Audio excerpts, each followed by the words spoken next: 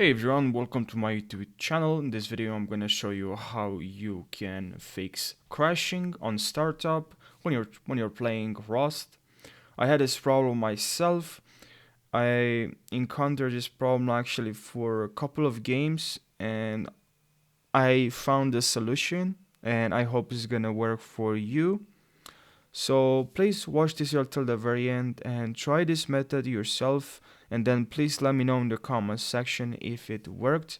Also leave a comment down below if it worked, and also subscribe for more tutorials. I really appreciate it. And so what you have to do basically to fix this problem is to head over to updates and then advanced options and then driver updates, and here make sure you check all the updates and click on download and install. This is what worked for me. I hope it's gonna work for you as well. Thank you for watching and take care.